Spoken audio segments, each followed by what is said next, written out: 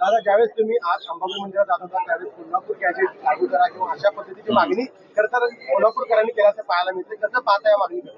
काय असतं, प्रत्येक वेळेस आपल्यावरतीच अन्याय झालेला असतो आणि ज्यावेळेस अन्याय लोकांच्या लक्षात येतो की आपल्यावरती हसून अन्याय होतो. जसं की आता भाविकांनी रस्त्यानं जाताना बऱ्याच जणांनी असं म्हणले की आपलं कोल्हापूरचं गॅजेट लागलंच पाहिजे, सातारा संस्थांचं सुद्धा लागलंच पाहिजे. ही वेदना आहे आणि ही कधी लक्षात येते? ज्यावेळेस आपण ग्राउंडवरती लोकांशी चर्चा करायला जातो, ज्यावेळेस आपण लोकांशी संवाद साधितो, त्यावेळेस खऱ्या भावना कळतात. भाषणातल्या भावनाच असतील असं कशावर, पण ज्यावेळेस आपण ग्राउंडवरती जातो त्यावेळेस त्याच्या लक्षात येतं की पश्चिम महाराष्ट्र असो, मराठवाडा असो, नाही विदर्भ असो, लेकरांचं वाटोळं आरक्षणासाठी व्हायला लागलं. आणि आरक्षण असून आता या गॅजेटियर मध्ये इथल्या जनगणनेत खूप लाखात नोंदी आहेत, कुणबीच्या खूप लाखात. मग ते असून जर अगोदरच दिले असते तर आतापर्यंत कल्याण झालं असतं. त्यांना असं वाटतं की हे जर लागू झालं तर आपल्या लेकरा बाळाचं कल्याण होईल आणि त्यांच्या लेकरा बाळासाठी लढतोय. कोल्हापूर सातारा संस्थांचं गॅजेटियर 100% लागू होणार, फक्त लोकांनी एकजूट राहावं. सरकारचा वेळ काढूपणा यामध्ये साधारण दिसतोय. तत्कालीन मुख्यमंत्री शिंदेसोबत तुमचं बोलणं झालं, त्यांच्या शब्दावर तुम्ही बोलून मागे आला होता, समाजासाठी सरकारवर विश्वास ठेवला होता. आताचे मुख्यमंत्री मात्र लक्ष देत नाही आहेत, वेगवेगळ्या मार्गाने तुमचे विरोधक समोर आणत आहेत. कसं बघता सरकारच्या या भूमिका? नाही, आता मुख्यमंत्री माझे वेगवेगळे विरोधक पुढे आणून काय करणार आहेत? माझं काय करणार काय ते माझं? कारण आता एकतर कोण ते पुढे घालतेत, त्याला काम नाहीये त्या विरोधकाला काहीतरी टीका करायची म्हणून करायची. तुमच्या आयुष्यात तुम्ही लोकांना काय दिलं?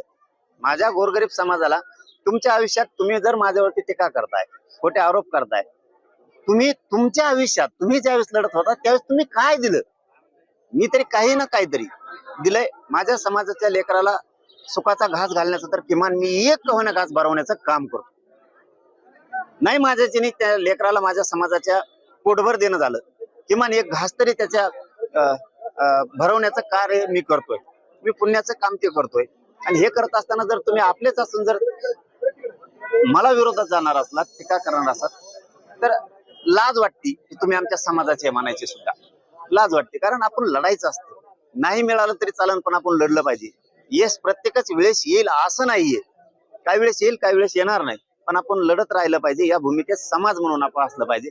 तुम्ही त्यांच्यावरती टीका, माझ्यावरती टीका करणार त्यांचं ऐकून मी थांबणारच नाहीये ना. समाजाच्या लेकराला मला अधिकारी साहेब बनवून बघायचं आणि ते मी बघणार आहे.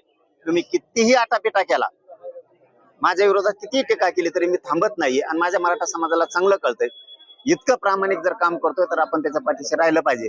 माझं फक्त मुख्यमंत्र्यांनाच आव्हान आहे, तुम्ही असले जर करत असला तर चक्के पंजे करू नका, कारण तुमच्या हाताला मी कधीही लागणार नाही. उलट माझ्या नादी लागल्यामुळं तुमचा कधी न होणारा ते देवारा होईल, तुमचं न होणारं ते वाटोळं माझ्या हातातून होईल. त्याच्यामुळे मुख्यमंत्र्यांनी विनाकारण माझ्या नादी लागू नका.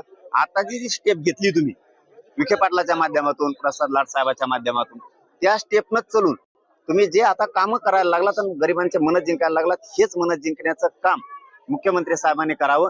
याच्या पाठीमागे शिंदे साहेबांनी केलं, त्याच पद्धतीनं तुम्ही सुद्धा पुढच्या काळात